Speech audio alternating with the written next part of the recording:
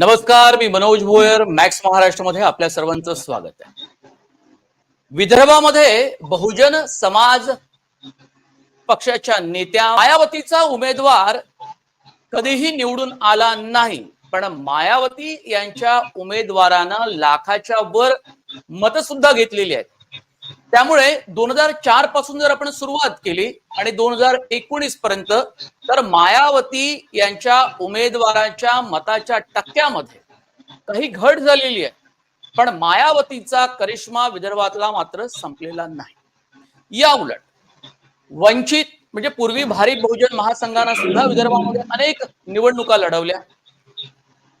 2004 पासून 2019 पर्यंत वंचितचा प्रभाव कसा राहिला, कारण वंचितच्या उमेदवारांना सुद्धा खूप चांगली मतं घेतलेली आहे.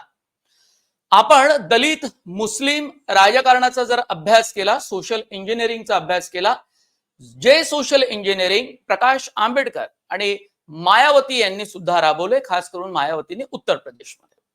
मग असं सगळं असताना सुद्धा या दोन्ही पक्षांचे उमेदवार जिंकून येत नाही, मात्र त्यांना लक्षणीय मतं सुद्धा मिळालेली आहे, हे सुद्धा आपल्याला लक्षात घ्यावं लागले. मग 2024च्या निवडणुकीमध्ये मायावती यांच्या बसपा पक्षाला आणि प्रकाश आंबेडकर यांच्या वंचित बहुजन आघाडीला साधारणतः किती मतं मिळू शकतील, त्यांच्या या 10 जागांवर किती असेल, या संदर्भात भारतचे संपादक ज्येष्ठ पत्रकार पुरुष चर्चा करतो. खूप स्वागत आहे पुरुषोत्तम आवारे पाटील आपलं या चर्चेमध्ये. नमस्कार. बहुजन समाज पक्ष तसा उत्तर प्रदेश मधला, पण कांशीराम यांच्या नेतृत्वाला मानणारा विदर्भातला असा एक मध्ये बसपा पक्षाचं नेतृत्व आलं. त्यांनी आपले उमेदवार उभे केले आणि उभे केलेच नाही तर त्यांनी खूप चांगली मतं मिळवली, ज्या मतांमुळे काँग्रेसच्या निवडणुकीचं गणित सुद्धा बरेचदा कोलमडलेलं आहे. बसपाचा हा प्रभाव साधारणतः 2004 पासून विदर्भाच्या राजकारणात सुरू झाला, खास करून लोकसभेच्या निवडणुकीमध्ये. मग असं असताना 2024च्या निवडणुकीमध्ये बसपा आपले उमेदवार किती उभे करतील ते तसे केले गेलेले आहेत का, खास करून अकोला असेल आणि पश्चिम महाराष्ट्रात असेल, आणि त्याचा प्रभाव किती राहू शकेल? नाही मनोजजी, एक लक्षात घ्या की साधारणतः तुम्ही जो काळ सांगितला 2004 ते 9 या दरम्यान मध्येच विदर्भातल्या काही मतदारसंघामध्ये बहुजन समाज पक्षाने जे उमेदवार उभे केले होते त्यांनी लाखाच्या वर मतं घेतली होती, ही गोष्ट खरी आहे. मला आठवते चंद्रपूर मतदारसंघामध्ये वैद्य नावाचे उमेदवार होते, जे पुढे मग राष्ट्रवादी काँग्रेसचे जिल्हाध्यक्ष वगैरे झाले. 4-5 मतदारसंघ असे होते की ज्या मतदारसंघामध्ये बहुजन समाज पार्टीनी 80,000 ते 1.5 लाखापर्यंत मतं घेऊन राजकीय पक्षांमध्ये धडकी भरवली होती, असं एक वातावरण निर्माण केलं होतं. परंतु 2014 नंतर आपल्याला असं दिसतंय की प्रत्यक्ष आकडेवारीवरून की बहुजन समाज पक्षाचा हा जो प्रभाव आहे, हा प्रभाव आता अलीकडे अगदी ओसरलेल्या स्थितीमध्ये तो जमा आहे असं दिसते. त्याची कारण काय आहे? तर कारण 1-2 अशी कदाचित असावी की बहुजन समाज पार्टीचे उमेदवार जे आहेत ते उमेदवार जोपर्यंत उत्तर प्रदेशामध्ये मायावती अतिशय स्ट्रॉंग पोझिशन मध्ये उभ्या होत्या, त्यांचे आमदार खासदार मोठ्या प्रमाणावर उत्तर प्रदेशात होते, मग सत्ताधारी असल्यानंतर त्याचा प्रभाव शेजारच्या राज्यांवर पडतो. मग त्याचं अर्थकारण असेल, त्याच्या काम करण्याच्या पद्धती असतील. महाराष्ट्रामध्ये जे उत्तर प्रदेशातला दिल्लीतला कोणीतरी खासदार महाराष्ट्रातला प्रभारी राहायचा, त्याच्यामुळे त्याच्या आगेमागे ज्या पद्धतीनं इथले विविध पक्षातले लोक जायला लागले होते, तो प्रभाव मायावतींचा उत्तर प्रदेशातला प्रभाव ओसरल्यानंतर स्वाभाविकच महाराष्ट्रातला सुद्धा प्रभाव ओसरला. इथल्या मतदारांना एक जाणीव झाली की बहुजन समाज पक्षाचे उमेदवार हे निवडून येऊ शकत नाही, परंतु धर्मनिरपेक्ष मतांचं मोठ्या प्रमाणावर विभाजन करू शकतात आणि त्याचा अप्रत्यक्ष किंवा प्रत्यक्षपणे फटका हा काँग्रेसला मानणारे लोक असतील तर ते काँग्रेसला बसतात, या पद्धतीचं समजायला लागले. त्या काळामध्ये भारतीय जनता पक्षाचेही अनेक उमेदवारांना त्याचा परिणाम झाला. हे सगळं मतदारांमध्ये ते झिरपलं आणि त्याच्यानंतर 2009 नंतर साधारणतः 2014च्या निवडणुकांमध्ये आपल्याला हे दिसलं की बहुजन समाज पक्षाने त्याच पद्धतीने उमेदवार उभे करण्याचा प्रयत्न केला, पण कोणत्याही उमेदवाराला 5 ते 50,000 मतांचा पल्ला गाठता आला नाही, हे सत्य आहे. हे आपल्या लक्षात आलं असेल साधारणतः. त्याच्यामुळे आताच्या परिस्थितीला महाराष्ट्रामध्ये बहुजन समाज पक्षाच्या एकूणच लोकप्रियतेला ओहोटी लागल्यानंतर बाळासाहेब आंबेडकरांचा जो फॅक्टर होता वंचित बहुजन आघाडीचा, त्या फॅक्टरने एक अतिशय प्रभावीपणे जोर पकडल्याचं दिसतंय. आणि गेल्या 8-10 वर्षामध्ये महाराष्ट्रामध्ये ज्या पद्धतीने वंचित बहुजन आघाडीने समाजातल्या वेगवेगळ्या वर्गांमध्ये काम चालू केलं, पक्ष संघटनेकडे लक्ष दिलं आणि बाळासाहेब आंबेडकरांनी ज्या पद्धतीने सोशल इंजिनिअरिंग करून एक सामाजिक अभिसरणाचा नवा मार्ग अवलंबला, त्याच्यानंतर आपल्याला असं दिसतंय की मोठ्या प्रमाणावर वंचित बहुजन आघाडीचा प्रभाव प्रत्येक मतदारसंघात वाढायला लागला. मागे जे लोकसभा मतदारसंघामध्ये महाराष्ट्रामध्ये 8 ते 9 लोकसभा मतदारसंघ असे होते की ज्या मतदारसंघामध्ये वंचित बहुजन आघाडीनं 80,000 ते 3 लाखापर्यंत मतदान घेतली. म्हणजे सांगलीमध्ये प्रत्यक्ष गोपीचंद पडळकरांनी 3 लाख मतदान घेतलं. एवढं प्रत्यक्ष अकोल्यात बाळासाहेब आंबेडकरांना सुद्धा मतदान नव्हतं. मग हा जो वर्ग आहे, जो आंबेडकराईट मतदार आहे, हा मतदार बसपाकडून जवळपास 60 ते 70% घसरला. परंतु प्रत्येक मतदारसंघामध्ये आजही बहुजन समाज पार्टीचा कमिटेड वोटर कायम आहे, पण त्याची संख्या आता अत्यल्प झालेली आहे. उदाहरणार्थ अकोल्याचं उदाहरण सांगतो की दर 5 वर्षांनी इथे बहुजन समाज पार्टीचा उमेदवार उभा होतो, परंतु एक 9 ते 10,000 मतं त्यांची ठरलेली आहेत. त्याच्या वर उमेदवार जात नाही, खालीही जात नाही. इतर मतदारसंघातली परिस्थिती आता याच पद्धतीची आली असेल. जे बहुजन समाज पार्टीच्या काडरमधून तयार झालेले कार्यकर्ते आहेत, मतदार आहेत, त्यांची संख्या आता निश्चित आहे. बरोबर. म्हणजे पुरुषोत्तम मर्यादित आहे. बरोबर. म्हणजे आपलं म्हणणं असं आहे, बरोबर, आपलं म्हणणं असं आहे की साधारणतः बसपाचा जोर म्हणजे कांशीराम यांच्या नेतृत्वाचा विदर्भात प्रभाव, त्यानंतर मायावती यांच्या हातात आलेलं नेतृत्व, त्यांची त्यावेळची सत्ता आणि या सत्तेचा झालेला मतदारांवरचा प्रभाव, या सगळ्या गोष्टी आपण लक्षात घेतल्या तर त्यांच्या मतदारांना म्हणजे त्यांच्या उमेदवारांना मतदान खूप चांगलं झालेलं आहे. पण नंतरच्या काळात तुम्ही म्हणताय तसं की वंचित म्हणजे पूर्वी भारी बहुजन महासंघ आणि नंतर मग वंचित बहुजन आघाडी, तर या वंचित बहुजन आघाडीने सुद्धा मायावतीच्या उमेदवारांना मिळणारं मतदान आपल्याकडे खेचून आणण्याचा प्रयत्न जोरदारपणे केलेला आहे. पण जी उदाहरणं तुम्ही मुळात दिलेली आहे ती आहे विदर्भाच्या बाहेरची. अर्थात विदर्भात सुद्धा काही मतदान हे झालेलं आहे, पण विदर्भाच्या बाहेर वेगवेगळ्या लोकसभा मतदारसंघात सुद्धा खूप मोठ्या प्रमाणात वंचितनं मतं घेतलेली आहे, हे आपल्याला नाकारून चालणार नाही. आपण आता विदर्भाच्या संदर्भामध्ये का विचार करतोय वंचितचा, तर तुलनात्मक दृष्टिकोनातून या दोन पक्षाला 2004 ते 2019च्या 3 निवडणुकीत 2004, 2009 आणि 2014 या 3 निवडणुकीत तुलनात्मक दृष्ट्या कशी मतं मिळाली, यातून आपल्याला समजून घ्यायचं आहे की मतदारांवर प्रभाव मुळातच कसा झाला. कारण मतदान जे होत आहे ते दलित मुस्लिम समाजातलं होत आहे आणि जे सोशल इंजिनिअरिंगचा जो प्रयोग मायावतींनी उत्तर प्रदेशमध्ये केला, प्रकाश आंबेडकरांनी वंचित बहुजन आघाडीच्या प्लॅटफॉर्मवर तो प्रयोग केला, तर हा प्रयोग विदर्भामध्ये कसा राहिला. म्हणजे काही ठिकाणी त्यांनी नागपूरमध्ये अजिबात उमेदवारच उभे केले नाही असंही आपल्याला काही ठिकाणी दिसतं. पुरुषोत्तमजी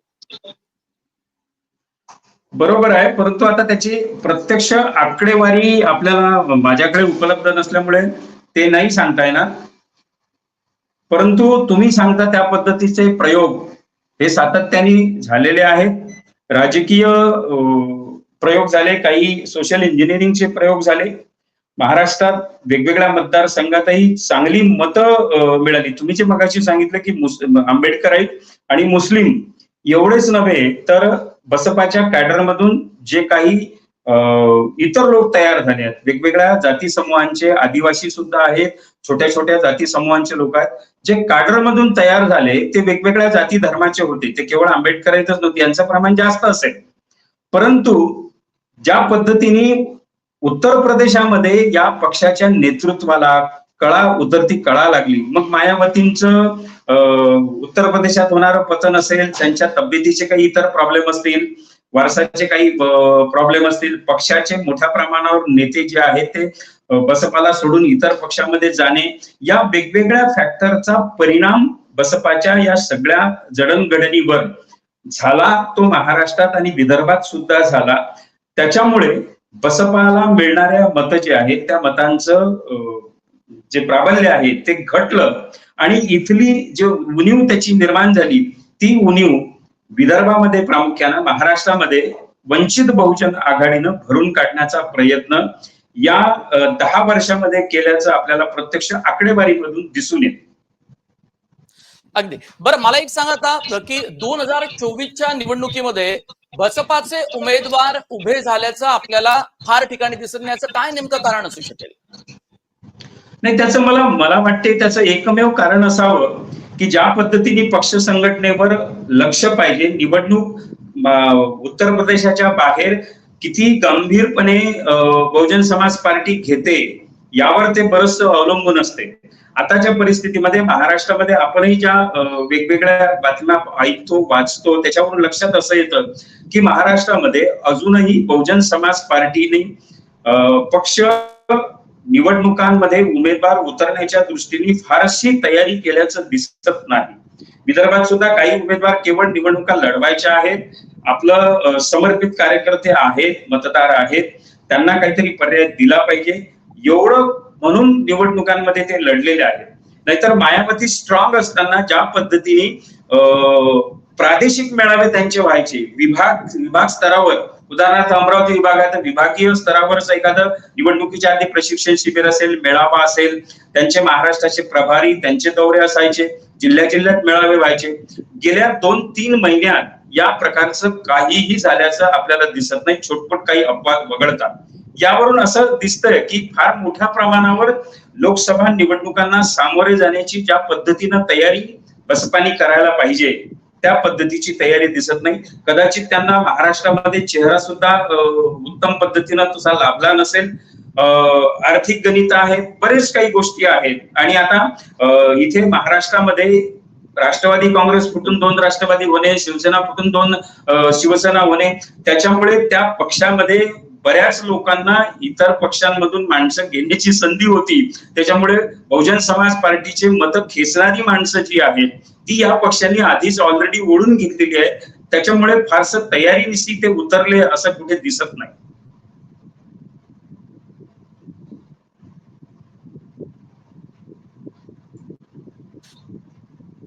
पुरुषोत्तमजी, 2 गोष्टी मला यात आणखी ऍड करायच्या. त्या म्हणजे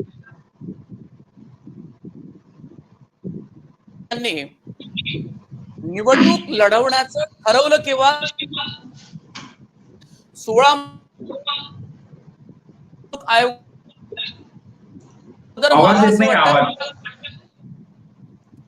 माझा आवाज येतोय आपल्याला? आता येतो. मला 2 गोष्टी यात ऍड करायच्या आहेत. त्या म्हणजे 16 मार्च रोजी निवडणूक आयोगानं लोकसभेची निवडणूक देशभरात जाहीर केली. त्याच्या 1 महिना अगोदर मायावती यांनी हे जाहीर केलं पत्रकार परिषदेमध्ये की ते कोणत्याही पक्षाशी युती करणार नाही, त्या भाजपसोबत जातील उत्तर प्रदेशमध्ये असं वाटत होतं. पण त्यांनी हे जाहीर केलं की आम्ही या निवडणुकीमध्ये उमेदवार उभे करणार आहोत, आम्ही या निवडणुकीमध्ये सक्रिय आहोत. आणि त्यामुळे पुन्हा एकदा मायावतीची चर्चा सुरू झाली. बरं, मायावतीचा फॅक्टर, बीएसपीचा फॅक्टर हा पूर्णपणे निरस्त झाला. निवडणुकीत तो अजिबात प्रभाव टाकणार नाही असं तर आपण म्हणू शकत नाही, कारण कुठलाही नेता, कुठलाही पक्ष हा पूर्णपणे असा निष्क्रिय होत नाही किंवा तो मरतही नाही किंवा त्याचा प्रभावही ओसरत नाही, तो प्रभाव घटतो. म्हणून मायावती यांनी जेव्हा जाहीर ही भूमिका घेतली निवडणूक लढवण्याची, तेव्हा पुन्हा एकदा लक्षात आलं की उत्तर प्रदेशमध्ये किमान मायावती आहे. पूर्वीचा मायावतीचा जमाना असा होता की मायावती उत्तर प्रदेशमध्ये तर निवडणुका लढायच्याच आणि त्यांना मोठं संख्याबळ मिळायचं खासदारांचं, पण त्याशिवाय महाराष्ट्रावर त्यांचं अचानक लक्ष त्या केंद्रित करायच्या. बरं, उत्तर प्रदेश आणि महाराष्ट्रामध्ये तसं म्हटलं तर भौगोलिक अंतर खूप आहे. इव्हन दिल्ली, पंजाब, हरियाणा इकडेही त्यांचं लक्ष असायचं. मला आठवतं कर्नाटक मध्ये सुद्धा त्यांनी व्यूहरचना आखली होती, पण तो अत्यंत जुना काळ होता, तो प्रभाव ओसरला.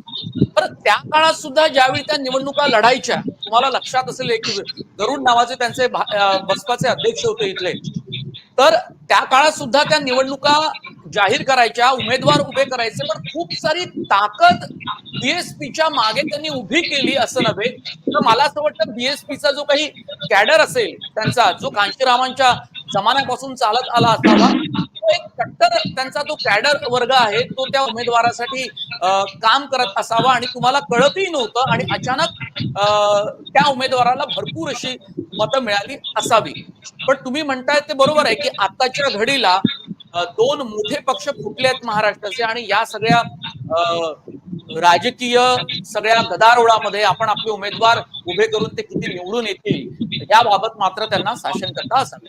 मला आणखी एक मुद्दा थोडासा तुमच्याकडून समजून घ्यायचा आहे की विदर्भाच्या राजकारणात बीएसपीचं महत्व आपण पाहिलं. माझ्याकडे आकडेवारी आहे, मी थोडीशी किचकट होईल म्हणून मी आता त्याचा उल्लेख करत नाही, पण मी पुढच्या टप्प्यामध्ये ही आकडेवारी तुम्हाला सांगतो. तर मला हे सांगायचं आहे की वंचित म्हणजे बीएसपीचा भर ओसरला, मतदारांची संख्या कमी झाली. ती मी सांगतो तुम्हाला कुठल्या कुठल्या वर्षात कुठल्या मतदार संघात झाली. पण मग वंचितनं हा मतदार आपल्या बाजूने आणण्याचा त्यांनी प्रयत्न केल्याचं दिसतं. आता 2024च्या निवडणुकीमध्ये बसपा वर्सेस जर वंचित बहुजन आघाडी किंवा प्रकाश आंबेडकर असा जर फॅक्टर आपण पाहिला तर आपल्याला तगडा फॅक्टर हा प्रकाश आंबेडकर दिसतो आणि त्यांनी वेगवेगळ्या ठिकाणी उमेदवार उभे केल्याचं आपल्याला पाहायला मिळतंय. त्या संदर्भात आपलं विश्लेषण जाणून घ्यायचं. एक दोन तीन गोष्टी त्याच्याशी निगडीत असतात.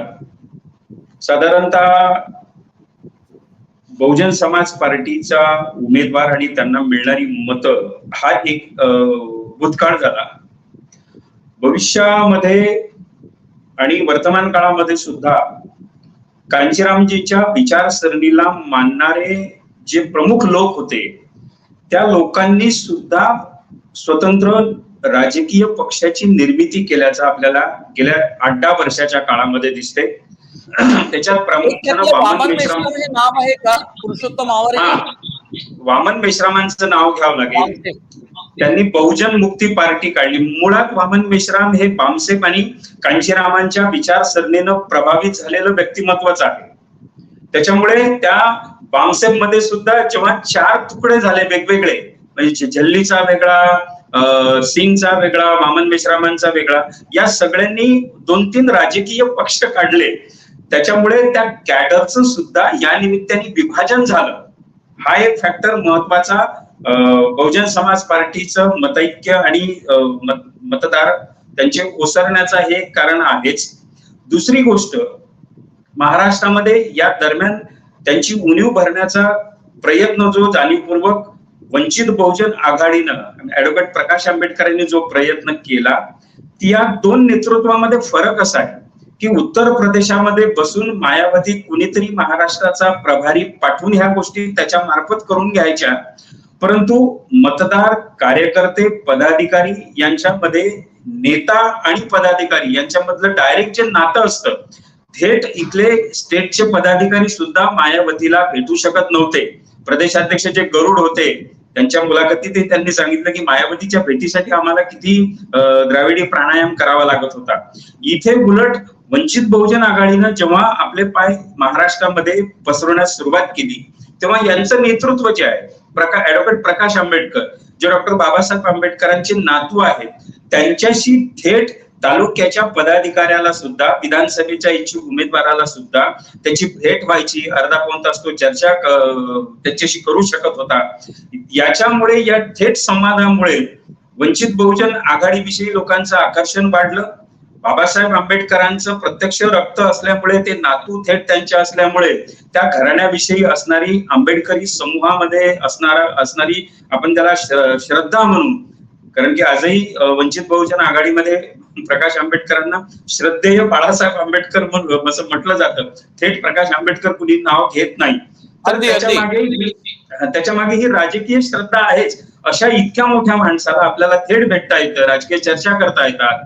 आणि त्यांनी अगदी मायक्रो मायनॉरिटी ज्या असतील, कारण ऍडव्होकेट प्रकाश आंबेडकरांचं राजकारण जर तुम्हाला बघायचं असलं तर अकोल्याचं राजकारण तुम्हाला त्याचा एक उत्तम नमुना दिसतो. गेली 30 वर्ष अकोला जिल्हा परिषदेवर ज्या पद्धतीनं त्यांचा प्रभाव आहे, 30 वर्ष अकोला जिल्हा परिषद ऍडव्होकेट प्रकाश आंबेडकरांच्या ताब्यात आहे. मग त्यांनी हे वाढलं का? कारण त्यांनी जाणीवपूर्वक प्रयत्न केला सोशल इंजिनिअरिंगचा, की ज्यांच्या 7 पिढ्यांमध्ये एकही व्यक्ती साधा ग्रामपंचायतचा सदस्य झाला नाही, त्या मायक्रो मायनॉरिटीच्या समूहातल्या माणसांना जिल्हा परिषद सदस्य करणे, पंचायत समिती सभापती करणे, ग्रामपंचायत सदस्य करणे, हे सगळी महत्वाची पद देऊन या समूहाला मुख्य प्रवाहात आणण्याचं काम केलं. अकोल्यातलं जर ते उदाहरण किंवा परिसरातले उदाहरण घेतले, तुम्ही 50 नावं अशी सांगू शकतो की ज्यांच्या 7 पिढ्यात कोणीच राजकीय प्रवाहात नव्हतं, परंतु वंचित बहुजन आघाडी आणि ऍडव्होकेट प्रकाश आंबेडकरांच्या या प्रयत्नामुळे हे सगळे मायक्रो मायनॉरिटीचे लोक या प्रवाहात आले. आदिवासी असतील, गोंड असतील, भिल्ल असतील, टाकणकार असतील, अगदी छोट्या छोट्या जाती, या मोठ्या जातींच्या लढाईमध्ये ज्यांना कुठेही राजकीय से नव्हता, अशा माणसांना मुख्य प्रवाहात आणण्याचं काम केलं. त्याचाही एक परिणाम महाराष्ट्रामध्ये आणि प्रामुख्याने विदर्भामध्ये या लोकसभा उमेदवारांना मिळणारा प्रतिसाद आणि त्यांच्याविषयी असणारा आकर्षण, याचा परिणाम झाला. आणि थेट मायावती त्या दूर असल्यामुळे आणि महाराष्ट्राच्या त्यांच्या नेतृत्वात संघटना सुद्धा त्यांची खिळखिळी झाल्यामुळे हा परिणाम झाला असावा, असा माझा अंदाज. बरं, आता आपण एक पटकन शेवटच्या टप्प्यामध्ये मी तुम्हाला काही आकडेवारी सांगतो, म्हणजे आपल्याला एकंदरीत आकलन करता येईल. कारण बऱ्याचदा आपल्याला शास्त्रीय पद्धतीनं सुद्धा विश्लेषण करावं लागतं आणि त्यासाठी आकडेवारी आवश्यक असते. आपण वर्धा, नागपूर, अमरावती ही ठळक 3 मतदारसंघ विदर्भातली घेऊया, ज्यातून आपल्याला लक्षात येईल की बसपाचा उगम कसा झाला, मग नंतर वंचितनं त्यांना टेकोर कसं केलं. आता 2009 मध्ये, म्हणजे बसपाला 2009, 2014, 2019 ला कशी मतं मिळाली आणि वंचितला कशी मतं मिळाली.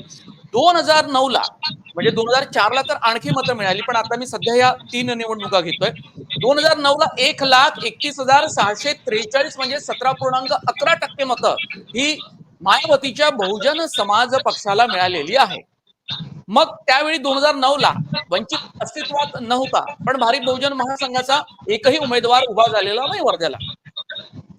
पण 2014 ला 90,806 मतं मिळाली, म्हणजे मायावतीच्या उमेदवाराला मतं कमी होत गेली. म्हणजे तुम्ही जे काही विश्लेषण केलं की कसा एखाद्या नेत्याचा प्रभाव असतो, त्यांच्या सत्तेचा परिणाम पण मतदारांवर कसा होतो, केडरवर, पक्षाच्या पदाधिकाऱ्यांवर, तेही आपल्याला पाहता येईल. बरं, 2014 साली प्रकाश आंबेडकरांनी एकही उमेदवार तिथे उभा केलेला नाही वर्ध्यामध्ये. मग म्हणजे त्यावेळेला चांगली मतं मिळाली, कमी म्हणजे मतसंख्या ही कमी झाली. पण 2019 ला 36,423 मतं मिळाली ही मायावतीच्या उमेदवाराला. पक्ष तोच बसपा, भारिप बहुजन महासंघाचा वंचित बहुजन आघाडी झाला, हा एक वेगळा मुद्दा आहे. मग त्यावेळी धनराज वंजारी हे माजी पोलीस अधिकारी वर्ध्याहून उभे झाले. त्यांचं तिथलं मला वाटतं काहीतरी रूट आहे किंवा तिथे ते राहून गेले रहिवासी होते, असा साधारणतः संदर्भ दिला जातो. आज ते त्यांच्या पक्षात नाही आहे, आज ते आम आदमी पक्षामध्ये आहे. त्यांना 2019 साली 36,452 मत मिळाली होती धनराज वंजारी यांना. त्यावेळी सुद्धा 36,423 मतं ही बसपाला मिळाली होती. म्हणजे दोन्ही पक्षांचा मतदारांवरचा प्रभाव आपल्याला लक्षात येतो आणि मतदारांची टक्केवारी सुद्धा सारखी आहे. आता जर आपण नागपूरचा विचार केला तर बहुजन समाज पक्षाला 2009 साली 1,18,741 मतं मिळाली. याचा अर्थ हेही लक्षात येतो पुरुषोत्तमजी की 2004 साली जी मतं मायावतीच्या पक्षाला मिळाली तीच त्यांनी 2009च्या निवडणुकीमध्ये कायम ठेवलेले दिसतात. बरं, नागपूरमध्ये 2009 साली 4,445 नाही 52 4,000च्या वर म्हणजे 4,500च्या आसपास त्यांना मतं मिळाली. यावेळेला तुम्हाला करेक्ट करायचे की यशवंत मनोहर, ज्येष्ठ लेखक, विचारवंत, यांना प्रकाश आंबेडकरांनी लोकसभेच्या निवडणुकीत उभं केलं होतं ना? बरोबर ना माझा संदर्भ? त्यावेळेला बीबीएम मला असं रेफरन्स मध्ये दिसलेलं आहे, म्हणजे भारिप बहुजन महासंघ. मग 2014 ला 96,000 मतं ही बीएसपीला मिळाली होती नागपूर मतदारसंघात. म्हणजे तोही ट्रेंड तुम्हाला बघा वर्ध्यासारखाच दिसतो. म्हणजे विदर्भातली जवळजवळची मतदारसंघ आहे. 2014ला त्यांनी मतदार उभा केला नाही प्रकाश आंबेडकरांनी. 2019ला 31,000 मतं मिळाली. म्हणजे मतसंख्या घटताना दिसते बीएसपीची. आणि या ठिकाणी 2019ला सुद्धा नागपूरमध्ये म्हणजे उमेदवार प्रकाश आंबेडकरांनी उभा केलेला नाही. आता अमरावतीची जागा घेऊया, लोकसभा मतदारसंघाची. 2009 साली अमरावतीमध्ये मात्र त्यांना 41,000 एवढीच मतं मिळाली. भलेही ही वर्धा, नागपूरमध्ये किंवा रामटेक आणि या भागामध्ये, त्यांना भंडाऱ्यामध्ये मतदान चांगलं झालं बीएसपीला, पण अमरावतीमध्ये फारसा प्रभाव दिसला नाही 2009ला. आणि 2009ला भारी बहुजन महासंघाचा कुठलाही उमेदवार तिथे उभा नव्हता. पण दलित, मुस्लिम मतदारांना आकृष्ट करण्याचं काम केलं राजेंद्र गवई यांना. मला वाटतं त्यावेळेला ते काँग्रेसच्या सोबत असतील. त्यांना खूप चांगली मतं मिळाली. 2,52,570 राजेंद्र गवई. आजच्या घडीला अमरावतीमध्ये राजेंद्र गवई फारसे सक्रिय आपल्याला दिसतच नाहीये राजकारणामध्ये, तर त्यांना मतं चांगली मिळाली. 2014ला अचानक अमरावतीमध्ये बीएसपीच्या उमेदवाराला 98,000 मतं मिळाली. पण 2014ला एक साधारणतः 98,000च्या आसपास, म्हणजे त्या 2014ला सुद्धा काही रेफरन्स मिळत नाही की प्रकाश आंबेडकरांनी तिथे उमेदवार उभा केला असावा. 2019ला मात्र खूपच कमी मतं मिळाली बसपाच्या उमेदवाराला, 12,336. आणि या ठिकाणी वंचितनं त्या मतदारांना आपल्याकडे ओढण्याचा प्रयत्न केला. गुणवंत देवपारे असं त्यांचं नाव असावं. 65,000 त्यांना मतं मिळाली आहे. आणि हे गुणवंत देवपारे बीएसपीचे उमेदवार सुद्धा आधीच्या निवडणुकीत होते. म्हणजे 2014च्या आसपास ते बीएसपीचे उमेदवार असावे आणि त्यावेळेला त्यांना चांगली मतं मिळाली होती. कदाचित 2014ची निवडणूक असावी. हे मी आकडेवारी यासाठी सांगितले की आपल्याला वस्तुनिष्ठ विश्लेषण करता यावं. म्हणजे त्यावरून म्हणजे आपण आधीच अंदाज मानले, आपण काही अंदाज वर्तवले सुद्धा, काही विश्लेषण केलं ते बरोबर बसतं. की या ठिकाणी आपल्याला असं दिसतं की 2004 पासून जो प्रभाव होता तो 2009, 2014 आणि 2019 मध्ये मात्र मायावतीच्या बहुजन समाज पक्षाचा प्रभाव हा विदर्भाच्या राजकारणामध्ये ओसरलेला आपल्याला पाहायला मिळतो. पुरुषोत्तम, बरोबर आहे मनोजी, तुम्ही जे आकडेवारी सांगितली ही आकडेवारी प्रामुख्यानं विदर्भातले जे दोन भाग होतात, पूर्व विदर्भ आणि पश्चिम विदर्भ, पूर्व विदर्भातली आकडेवारी अतिशय प्रभावी होती. जे मी मगाशी सुरुवातीला जे सांगितलं वैद्यांचं, देवपाय, इतर लोकांचं, अमरावतीतलं 96,000 वगैरे, तर काही मतदारसंघामध्ये खरोखर सुरुवातीला बहुजन समाज पार्टीची मुसंडी ही राजकीय लोकांना चक्रावून टाकणारी होती, ही वस्तुस्थिती होती. परंतु आजच्या घडीला जर विचार आपण करायचा झाला, 2014, 2019 आणि आता 2024, आजच्या घडीला हे मान्य केलं पाहिजे वस्तुस्थिती की बहुजन समाज पक्षाचा महाराष्ट्रातला एकूणच प्रभाव ओसरलेला आहे. ते झिरो झालंय काय? तर अजिबात नाही.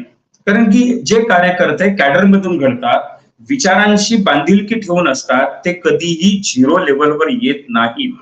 कितीही म्हटलं तरी एक विशिष्ट मतदान त्यांना त्या मतदारसंघात पडतेच. परंतु निवडणूक जिंकण्यासाठी निवडणूक लढवणं, पैसेवाले उमेदवार बघणं, 5 वर्षात त्या मतदारसंघामध्ये बहुजन समाज पार्टी म्हणून पक्षाचं काम असणं, काही लढे उभे करणं, हे गेल्या 5 वर्षात महाराष्ट्रामध्ये कुठे दिसून आलं नाही. ते नव्हे, देश पातळीवर सुद्धा बहुजन समाज पार्टीच्या नेत्या मायावती किंवा त्यांचं कॅडर लोकांच्या प्रश्नांवर लढताना, लढे उभारताना, रस्त्यावर येताना कुठे दिसलं नाही. त्याचेही परिणाम या सगळ्या मतदान प्रक्रियेवर, निवडणुकांवर होत असतात आणि महाराष्ट्रामध्ये अधिक मोठ्या प्रमाणावर ते झाले. म्हणून सतत ओसरती कळा बहुजन समाज पार्टीला लागलेली आहे आणि आजच्या घडीला सुद्धा केवळ उमेदवार उभे करायचे आहेत म्हणून उभे ते केलेले दिसतात. आणि त्यांचं ठराविक जे मतदान आहे, पुण्या मतदारसंघात 10,000, कुठं 15,000, कुठं 9,000, हे जे असेल तेवढंच मतदान त्यांना मिळेल, ही आजची वस्तुस्थिती आहे. बरं, एक शेवटच्या टप्प्यामध्ये अगदी थोडक्यात आपल्याला ही चर्चा संपवायची. आज घडीला वंचित बहुजन आघाडीनं जे उमेदवार विदर्भाच्या वेगवेगळ्या लोकसभा मतदारसंघात उतरवले आहे, ते पूर्ण 10 उमेदवार उभे केले आहेत का? कारण नागपूरला त्यांनी उमेदवार अ, दिलेले आहे दिला किंवा नाही. नाही दिला नाही त्यांनी, म्हणजे नाही, तिथे पाठिंबा दिलाय त्यांनी काँग्रेसला. काँग्रेसला दिला, तिकडे सुप्रिया सुळे यांना बारामती दिला. आज जे विदर्भामध्ये उमेदवार उभे केले प्रकाश आंबेडकरांनी, ते कसे आहेत, त्यांना समर्थन कसं आहे, त्या उमेदवारांची चर्चा यापूर्वी कधी झाली होती का? नाही, नेमकं काय विचारायचं आहे तुम्हाला? मला हे विचारायचंय की जे उमेदवार प्रकाश आंबेडकरांनी विदर्भाच्या वेगवेगळ्या लोकसभा उभे केलेले आहेत, त्यांचा प्रभाव जनमानसावर किती आहे? ते कॅडर बेस उमेदवार आहेत का, किंवा आंदोलनातून पुढे आलेलं नेतृत्व आपल्याला दिसतंय का? नाही, यावेळेस बाळासाहेब आंबेडकरांनी उभे केलेले उमेदवार हे संमिश्र अशा पद्धतीचे आहेत.